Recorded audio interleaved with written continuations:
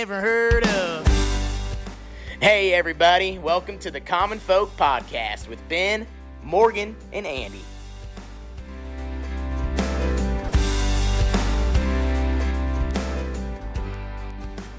Okay, here we go. Let's do it. Hello, hello. Next topic. First of all, I want to talk about these sweet new microphone stands we got. They are pretty nice. Whoa, I like the name, Mount It. Just noticed that. Oh, I did. I feel like Where'd you find these? Amazon, duh.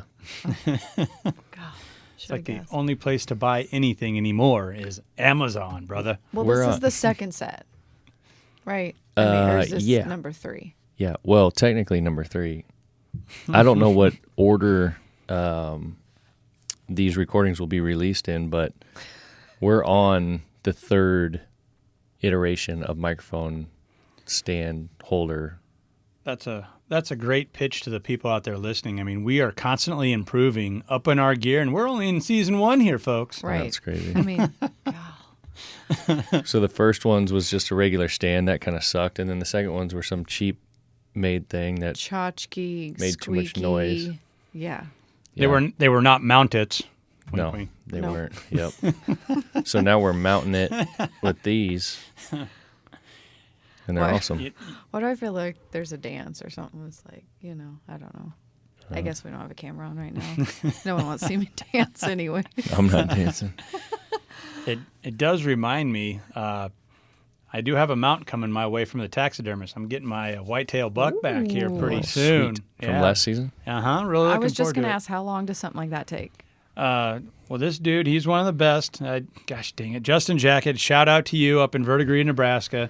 But he takes on about 150 deer alone per year. And I've been told anytime he enters into a competition, he takes all the blue ribbons home. Like, this guy Really? is good. And kind of whatever. He might charge a lot, but he's worth it. I will say that. And I've never had a mount done. In all my years, all the deer I've shot. and You everything, haven't? I have not. This is going to be my first. So you must have been proud of that one. I really was, and the story behind it meant a lot too. Okay. We put a lot of time and effort, not only cultivating the land, but building our food plots, watching this deer grow for 3 years. We knew he was a 4 or 5 or 6 year old buck, mature, Oh, wow. probably at the peak of what his antlers would be and how he would be able to perform and all that kind of stuff.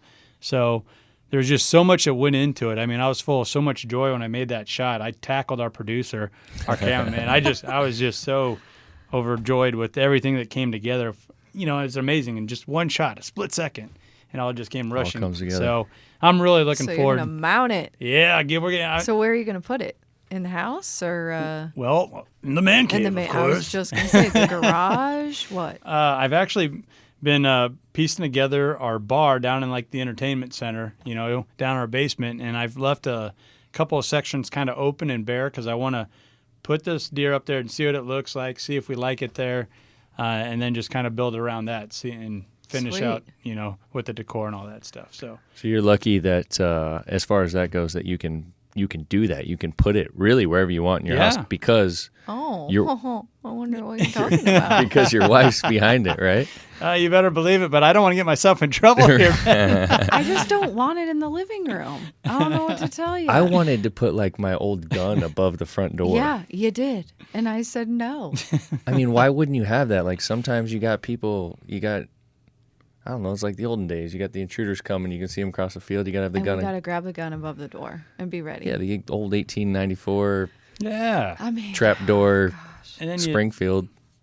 you tell people that are quote unquote uncomfortable with that. No, it's just an old relic. It's just a piece of, it's an antique more than Right. anything. It's a decorative definitely. piece. Yeah. But it will bark if, you try to break in here. I got a couple of buddies, they're big deer hunters and stuff, and they got to hang them in the garage. Mm-hmm. I'm not saying too that you bad. couldn't put it in the basement. I just don't know that I want to come home to like it looking at me. What I did like is I've seen just the bones. Right. That's I'm called a kind of okay with that. that's called a European mount, and that's Okay. what I've always done. And I've gotten to the point where I kind of do it myself, and I put a little bit of a coat of lacquer on it to bring it a real bright white. skull, and See, it is. That It could looks be really like cool. work into I don't know, my taste and. You know, you could totally turn the tables here, Morgan. Be like, yeah, put the deer up there, and then you could like use that as part of your decorations. Like in the Christmas, put a Santa hat and a little red light on his nose. You know, in March, put a green hat, Lucky Charms hat Yeah, on him or something. right. You know, you could Well, really, you could always kind of turn the tables there. First, you would have to get Oh, shoot a deer. oh. Ooh, if we want to go there. Now we are pulling out the big Yeah. guns here. Here we go. Oh, you do have some fish and And they get birds. stuffed in the So, utility room. Yeah, they actually are. You know, looking at your guys as following your, farm focused, your Twitter handle and everything else, the pictures from your trail cams. I'm excited for you guys. That's I going mean, to be there's- cool. I'm Yeah, excited. there's some- I really, really want to get a deer. There's some antlers out there, Yeah. you know. There's antlers for sure. I don't know if we've talked about this on here before. I've never been a deer hunter. Not that I have anything against it. I just have never done Right. it, never got into it. Really, probably because it feels a little more exhausting to think about all the other things that I'm involved in. Right. And then, okay, shoot. I got to get the gun. We got to go out. We Yeah. got to sight them in. We got to do all these things. So I'm still learning a lot about them. But those deer that we've been capturing on that cam down there, there's 2 of them that hang out together, Yeah. and they have very nice antlers. But I think they need to get a little bigger. They look like they need some weight on them. We'll have Garrett take a look at them because he's pretty good at aging them. And it's not an exact science, but he's going to get you within a year or two, and if it is only a 3-year-old, he's going to say, let that guy grow up. Yeah. But if it's a 6-year-old on the back end and there's some telltale signs, his gut's hanging down and his antlers are in the decline mode, he's going to say, you're going to want to clean him up. You're going to because he might not even make the winter Yep. if he is 6 or 7 years old. And Yep. a lot of deer in this area, they are really old. They're super mature and they're on the back end of their life. So that's a perfect buck to kind of take, those mature bucks that you don't know. The antlers don't tell the full story. They tell a lot of it. Yeah. But there's so much that goes into it. And you brought up a great point. I've been going back and forth to this, especially when we're trying to bring in new hunters and kids and things like that. The barrier to entry feels overwhelming. And where I usually go with it is you felt like you need to buy a $400 freaking upland vest. You need to buy a $2,000, shotgun. And man, it couldn't be further from the truth. And, you got to buy a trail camera, you got to do a food plot, you got to buy a nice rep. No. All you need is a mentor, someone that is willing to take you out and kind of show you the ABCs, and a frickin' $200 used Remington rifle will put you where you need to be. And, I mean, if there's one message, and maybe that's for another podcast that I would like to get out there, it's that there's not all these barriers. That's part of our, for better or for worse, capitalist market where, man, I'm trying to sell you anything and everything and make you believe that you need this in order to be a deer hunter. And that's not the case.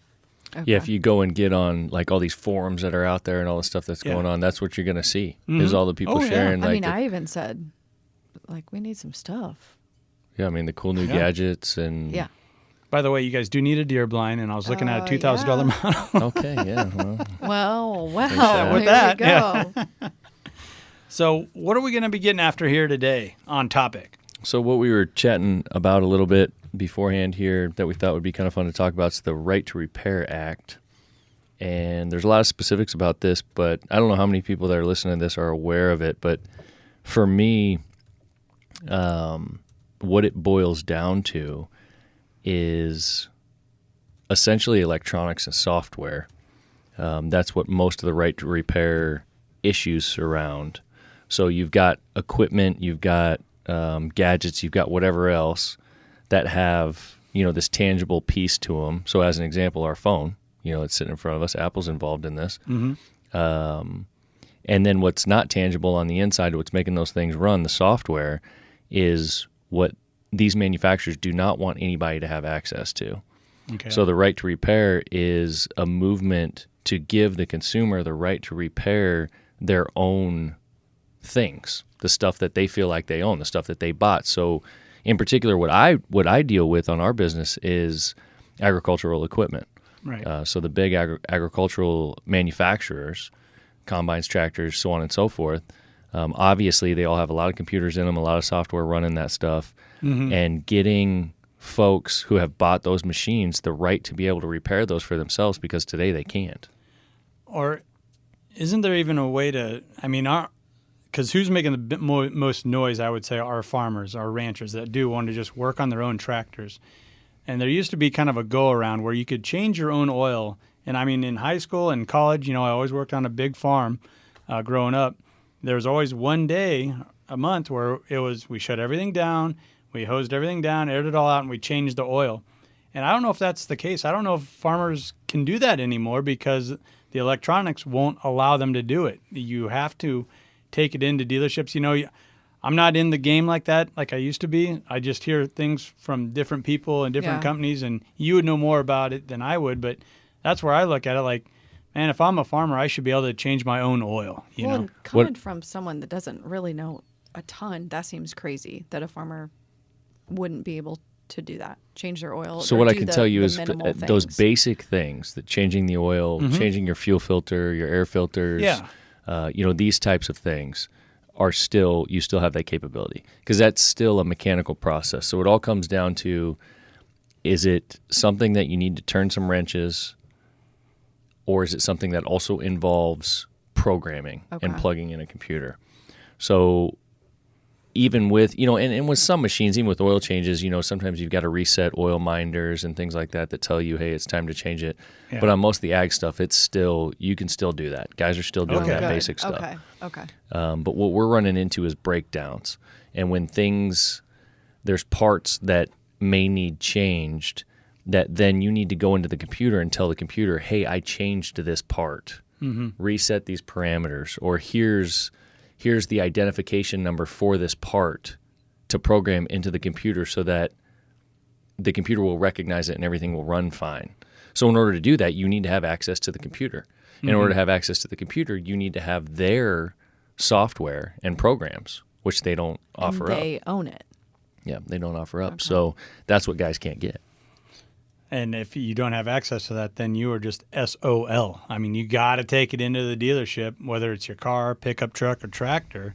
Otherwise, it's going to sit there and not work for you. So your hands are kind of tied as a producer. You need that tractor or you need that piece of equipment, whatever it might be. Everything has a computer in it now.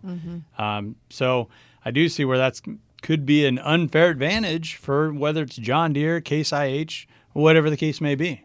And there's so many things at play for the growers, for the producers. One is convenience and time. So, there's a lot of stories out there that you can find of guys speaking out for this right to repair, where they're saying, okay, I'm in the middle of harvest and my combine breaks down, and so is everybody else. And my dealer's busy and they can't get to me, and now I'm sitting for 2 or 3 days, and then we got a hailstorm. And I lost my crop, which I could have had out 2 days ago. Right. Like that would be kind of a coincidence, a series of events, but that's possible. Sure. But regardless, any hour that you're not running is a big deal when you're covering a lot of acres. Oh my goodness, yes. I mean, think about when a railway goes down or gets washed out, just the amounts, the millions and billions of dollars that get pushed back or lost because all that commerce is gone. You can't get that back. So I could definitely see that. I mean, on a smaller scale, if I'm a farmer putting up hay, I put up a lot of hay, in my day. Oh, yeah. I just may. But, when you get that first cut down, you got X amount of days. There's a window where you got to put that hay up. Otherwise, it starts to deteriorate on the ground. It also starts to kill the alfalfa or grass, prairie grass, whatever, underneath that. So, I could only imagine if I get 2 fields down, and now I'm ready to roll. Now I need to rake, and I can't rake because that tractor is down. And it's a stupid computer deal where the tractor seems to be working fine, but I can't even turn it on. I can't even get the radio on because something's wrong with the black box or whatever the case may be. Yeah. And the other side of it is dollars, which I think is really for these manufacturers. I mean, if I'm being honest, and they're not, that's what this is all about. So it's not about control. Well, it's about control, but to be able to control the money and their income, because they want the business, they don't. If you've got an issue that only the manufacturer can repair, I mean, they've got a monopoly on that. So that's who you have to call. That's who you have to wait for. They are charging you trip time. They're charging you the amount of hours they're being there. Yeah. Their labor rates are most likely higher than anybody else's labor rates in terms of like some small town repair shop. Sure. So for the farmer producer, it's a higher repair bill as well, and they have no choice.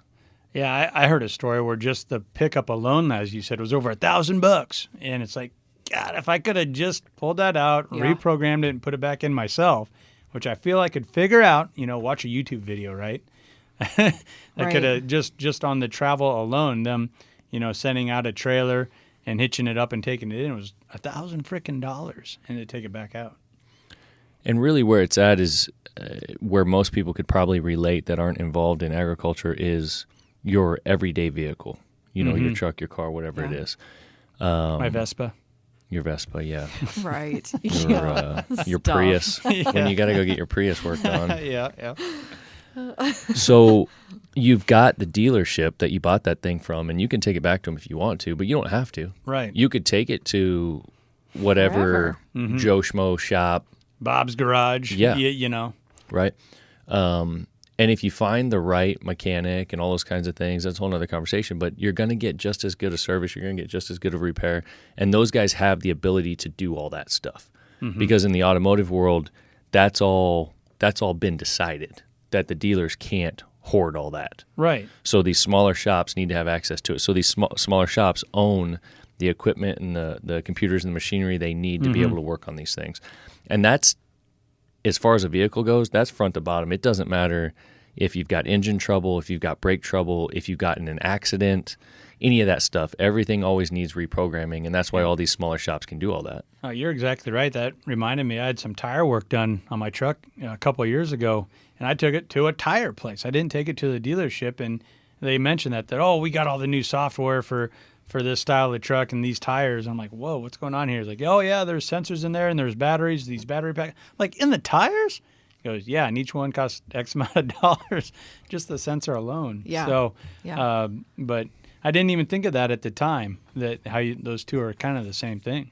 Yeah, and I'll tell you, I mean, from a repair standpoint, so I used to work in the body repair industry, and it was getting to the point where when I was moving on that something as simple as, so if you take, say a car gets hit in the driver's door and that door needs to be replaced and it broke a bunch of stuff inside that door. There's a lot of motors inside that door, running your locks, running your window, running your mirrors, all these kinds of things. So one of those motors gets blown out, let's say it's the window motor, and you got to put a new one in. You have to get into the main computer of that car and program to tell it, hey, I put in a new window motor. Recognize it. Yep, and that window motor has its own little individual identification number. So you have to program into the computer, here's the identification number. And until you do that, even though it's a brand new part, you can put it in, you can plug it in, you can hook it all up, it won't work until that computer recognizes that you've told it this has been installed. No longer is that old ID number in here. So those are the kind of things that are being done, and the independent shops have access to that. So that's the point. And I would never know that. Yeah. I mean, like, we just took a car in the last week. There's so many things that go into it. So it's all changed so much that yes, you need to go to a shop, you need to go to someone that has this stuff. But then when it comes down to a point where only the manufacturer has it, which is what we're dealing with in agriculture, that seems crazy. and that's next level. Yeah, and I mean, one thing I like about quote unquote Bob's Garage, let's call it Bob's Garage. He can work on a Ford, he can work on a Chevy, this or that. And most farmers out there, they're not just all green or red. They got a blend of equipment. So if you find a guy, if you find a garage or a repair shop you like, you could take your John Deere in there. You could take your Case IH in there. And that is not the case right now with the way things are going with this Right to Repair Act. And I think there's a little bit of misconception in some of the arguments that you read online where these folks who are running their own farms are saying, hey, we need to be able to work on our own stuff. I don't see every individual farm going out and buying $10,000, $15,000, $20,000 worth of computer equipment to work on their own stuff. No, absolutely not. I mean, there'll be some that will, but what needs to happen is these independent repair shops in their area need to have access to that. Right. Yes. Because you get out to some of these small towns that, you drive through them all the time, where you're 2-3 hours away from a Deere dealership or a Case dealership or whoever. Yeah. And there can be a small guy there that's working on all that stuff that can take care of everybody in his area. Mm-hmm. And couldn't they still get some throwback? Well, their throwback is going to be that it that could the be that- manufacturers are going to sell the software and the equipment to that shop. The middleman or whatever. And we're then, gonna call and it. just like automotive, I mean, they're going to figure out how to monetize this. So there's going to be a yearly subscription. There's going to be updates. There's going to be all Right. these things Oh, that yeah. shop is going to constantly be paying for. Mm-hmm. So there's still going to be that steady stream of income to the manufacturer, but it's obviously going to be less because they're not doing the work anymore. So then what's the big deal? I mean, The big like, deal really is Well, that I mean, it seems they're pretty going to be simple, making less but money. I know. I mean, Well, yes, but but- they're still making money. It's But they want to double that money because, Yeah. I buy a $50 part. I All right. expect to spend $50 in labor, don't I? I mean, Yeah. or more. Yeah. And so they don't want to be cut out. it just You seems know? wrong. It seems like they're doing farmers wrong. Now, could I stand up for the wrong people here for a minute just to Okay. give the flip side? Because I always like to try and put myself in the other person's shoe. And I think it's pretty transparent to me anyway that, yes, they're after control. They want to build that extra side of it. They want not only the part, but the service fee to go along with it. Yeah. But there's stories out there where a guy put in a part wrong and it kind of turned that piece of equipment into a dangerous piece of equipment, whether it's not an automatic shutoff or whatever. And if you search Google, you're going to see some terrible stories of, well, this guy put his own, brake pads in, or, the computer that controlled the brakes and this and that, or whatever the case may be. I've seen it with ear pivots, those big irrigation units that you see and that make that half circle or Yeah. full circle in a cornfield, where a guy said, I know how to do it. And so he put it in himself, and the dang thing didn't stop. So it actually just kept rolling across the car, across the highway, across the fence, No way. Oh, yeah, until it ran into the power line.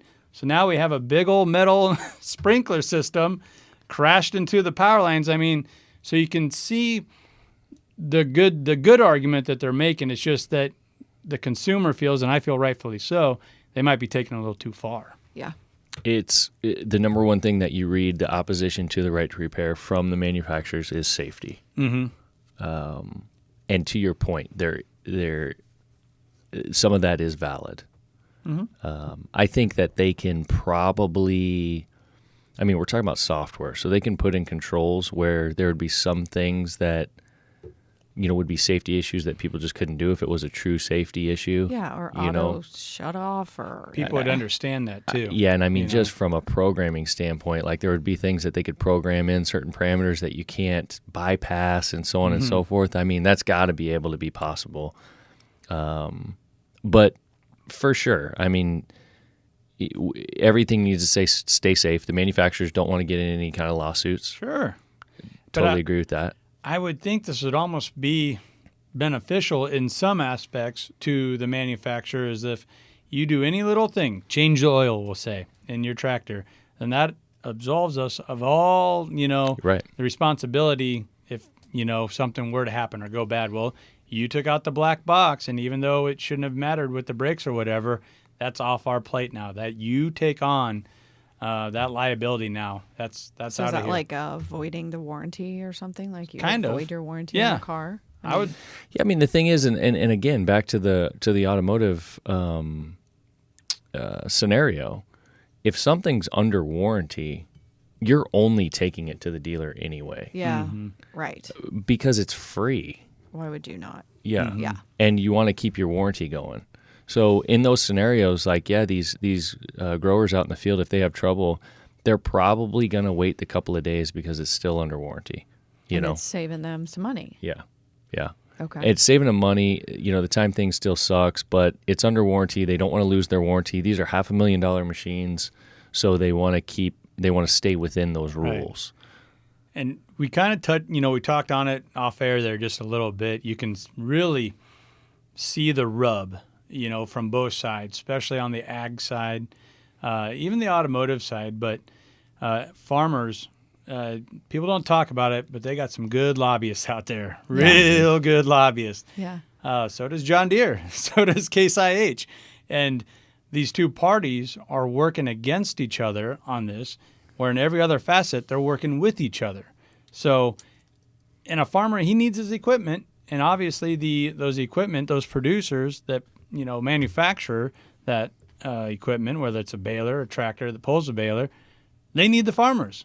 Right. So you can Everyone just needs see to how work everyone's together. but it's tough. I want to make more money, or I want to save my money. So Yeah. why is this now becoming such an issue for someone that doesn't know? Because I don't. It's been an issue. Why is it now pressing right now? Why is it kind of a bigger topic than it has been in the past? I think it's just coming to head. Yeah, I think it's just coming Okay. to a head because I just didn't know if something happened or if I'm missing something, or is not it just that getting yeah. okay? Not that I'm aware of. This talk has been going on, at least for what I know, how we've been involved in it for the last 5-6 years, and it's probably been going on before that. Okay. And there's been a lot of things going on in the background, and it's kind of cool. From everything that I've read and that I've been involved in, really Nebraska's been heading it up. For whatever reason. There's folks here, legislators just here gonna say, that why is that? Yeah. Yeah, it's blue Okay. collar. It's I want to take care of myself, take care of my own. I think that's a kind of just a Midwest mindset, if you will, where yeah. I'm kind of embarrassed right now that I have someone else change oil in my truck. That just was something I did in middle school, high school, up until 15, 10, 20 years ago, where I felt it was actually cheaper for me to just go to the garage and have somebody else take care of my truck. And it's kind of embarrassing for me to admit that. It really is. But It's probably a time thing too. yeah, right? it's a time thing. I love my family, and I want to spend as much time. Okay. No. But yeah, well, you can do it. But yeah, I don't know.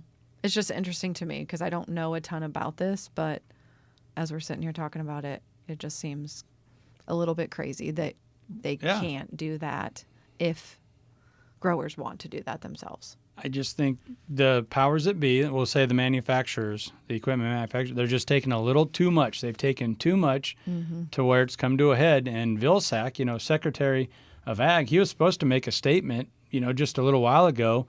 And I think it was kind of crickets on this issue. It was like, oh, yeah, we'll get to that when we get to that. And it's like, nah, we've really been pushing for this, and Yeah. we want some resolution here. But, our government's always kind of been good at kicking the can down the road. Yeah. Yeah, no doubt. What's kind of the evolution is that what companies have been producing and manufacturing has always been like a tangible product, and now a lot of times what the product is the software. It's something that you can't see, it's something that you can't touch necessarily. So they're trying to protect that. Yeah. Is what comes down to it, because they can get patents and stuff on some specific design of a piece of equipment or some feature on it or whatever the case may be. And they're trying essentially to do the same thing, to lock down that software, that no one can look at it, no one can copy it, no one can touch it, no one can modify it. So in a way, that's kind of what they're trying to do. The thing is again, you go back to the automotive industry. The automotive industry got past this a while ago, and Yeah. GM's not getting sued for some repair that, a small town shop is doing. Right. And again, most people, if it's in warranty, is having the manufacturer work on it. And then when it's out of warranty, They're now they're finding trying to find their own somebody shop, or they're trying to do it themselves.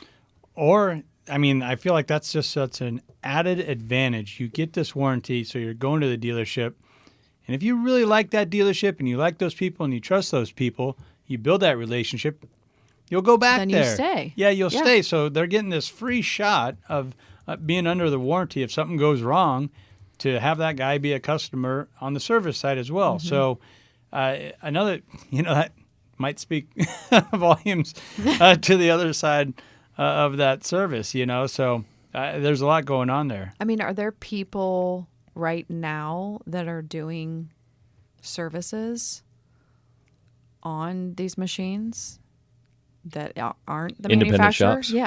Yeah. There are, yeah. Mm-hmm. And those guys are flying under the radar, or people? Yeah, so what's happening yeah, today, so what's that? truth be told, is that, if you went out to one of these small town shops, it's kind of out in the middle of nowhere, this software, as you would expect, just like any other software, has been pirated. Okay. So these guys are figuring out ways to buy this software that they need, spending $5,000, $10,000, whatever. Sure. It's definitely coming from outside of the U.S., and they're installing it on their laptops, and they're using that to work on these machines. And it's working? For the most part. Okay. A lot of it is out of necessity because they need that's it what now. they need to do to make this Yeah, stuff work. And a lot of it, too, is out of, these guys just trying to run a business, and their hands are tied into the only, again, I guess necessity, the only option they have to get that. Man, and I can relate to that because, I'm from a very small town. When people say small town, they think 50,000, 100,000 people. Right. No, I'm from a town of like 500. And the big town, quote unquote, where there was a John Deere dealership, had a population of less than 3,000. And that was about an hour drive away. So, I need the guy that has the shop in town that can get out there and get, my tractor back up and running in order for me to put this crop up or whatever it might be. Okay. Yeah. So yeah, like you said, those guys need that. They need that option, and it's driving people to do. Technically, right now, that's not, as far as I know, that's not illegal. Getting that pirated software and those kinds It's of not, things. but No. but they want it to be. Right. They don't want you to be able to do that. Yeah. But someone, in one place or another has hacked the system and made the software available. Right. So, like, technically, then it's probably not prudent to call it pirated, right? Because otherwise, wouldn't that just straight up be illegal? It just kind of feel like it. Yeah, Yeah. But but the thing is that there's all these like protections and stops and firewalls and all this stuff in place to not be able to get it. I think you would have to be a pretty dang good computer person. dude to hack through that stuff. But yeah, so that's what they've done. So that it's created that market. So there's a lot of money flowing that way. And then another thing that's happened to try to make it even a little clearer is that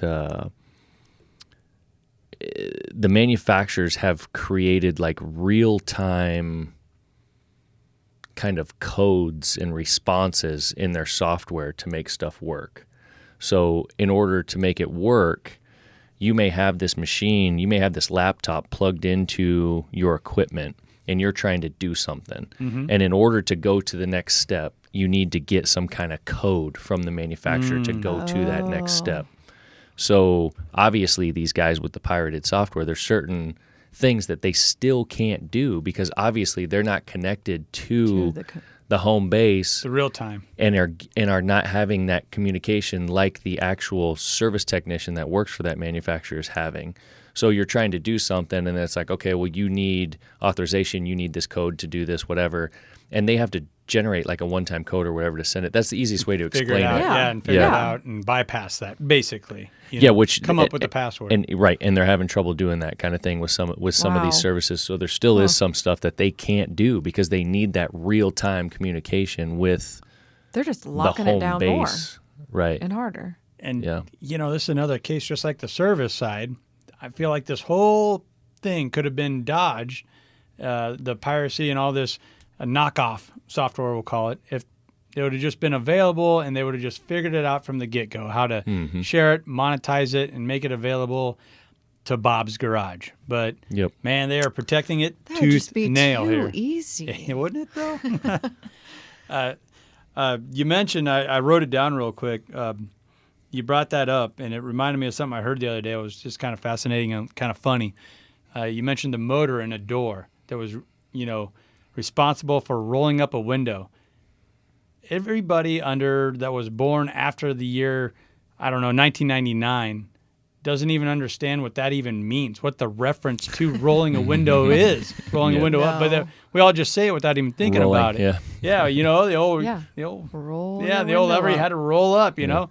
But yeah, people just say that nowadays and have no idea Yeah. what that actually used to mean. I never really thought about that. Me either, because I guess you would technically need to say now, put your window up. Or like switch up the window or Switch- something. yeah. Switch up, switch it down, switch Talk- down that window.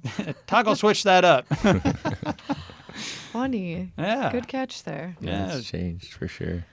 The good old days.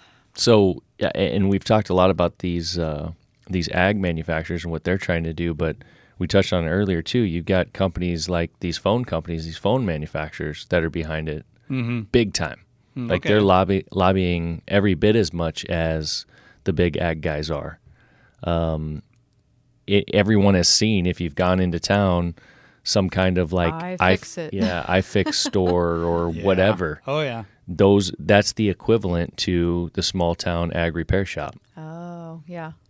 Okay. A big one that I've run into that I just cannot work around, period, is a large drone manufacturer. We do a lot of videography, and you can't beat a drone shot sometimes. Like, you just can't. It adds a whole another dimension to the video you're producing. And there's one of the bigger manufacturers is based out of China, and man, forget it. If any little thing goes wrong, buy a new one or send it overseas. They'll look at it and send it back and say, you should just buy a new one after charging you all that stuff.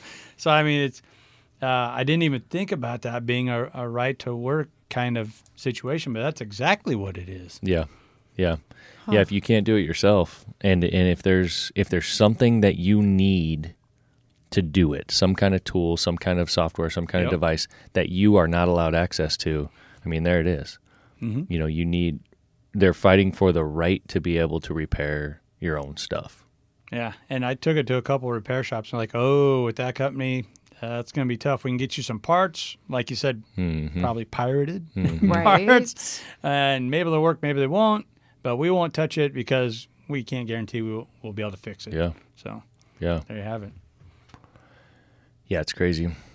So we've jumped around a lot on this, but one of the other things I had here was we talked about Nebraska heading it up. I wasn't able to find it. I searched a little bit, but I did hear, just for everyone's benefit, that I swear it was sometime last year, California passed a version of this that did actually give some concessions to the manufacturers, and more than certainly I would like to see, and anybody around here would like to see. It really gave them a good leg up on this whole fight. So when that happened, everyone was kind of thinking like, oh, crap, man, this is going to spread across the country, but it hasn't so far, so that's been good. And Nebraska's still fighting, and I think we're pretty close to giving the right to the owners, to the farmer, to the producer, to the rancher. Yeah, and that's not always surprising. California's so progressive. Yeah, yeah. So this is a state to state thing. This isn't going to be. It's not across the board. Yeah, it's a state-to-state thing right now. Okay. Wow.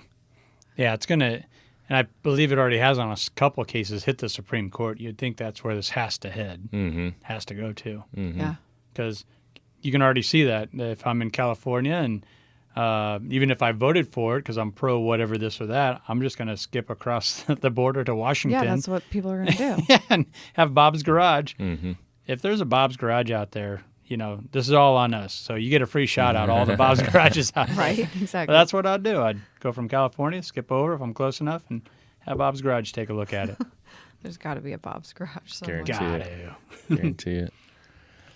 So, yeah, I mean, that's pretty well the gist of that. I think, like we've talked about as we go through this, all these different episodes, we touch on these topics, and we're certainly not the experts. It's what we're hearing and what we're involved in, and we'd like to bring people in. So at some point, it'd be really cool if we could get somebody in that is more versed on this than us, because I'm sure there's a lot we could learn. Well, and I can't wait to see the message board, when we post these and get these out there, because, like you said, there's going to be people that have more experiences than we do with this, or might be really tuned into it. So I'm interested to see and hear the feedback. Yeah.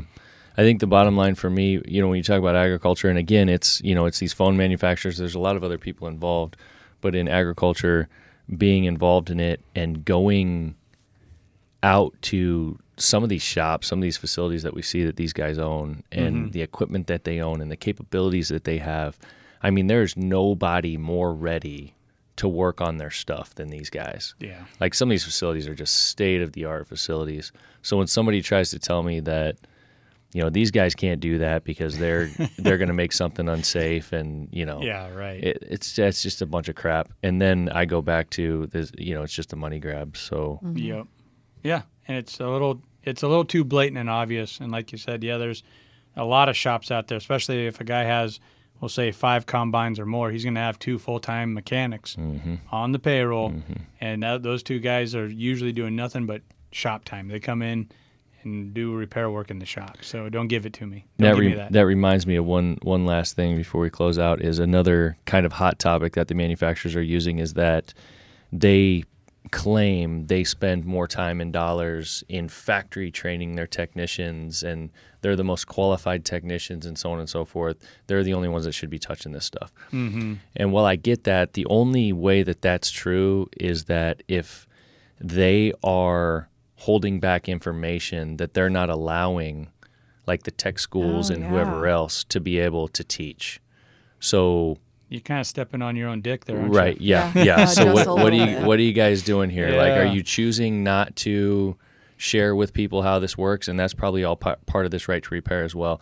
And the fact is, being on the ground in real life, is that the majority of these technicians that work for these manufacturers end up getting so tired of them and the way that the stuff works. And yes, they're factory trained and so on and so forth, but now they're the one of those 2 guys that's working for that guy with 5 combines. Right. You know what I mean? Exactly. So Yep. these boys got it, No doubt.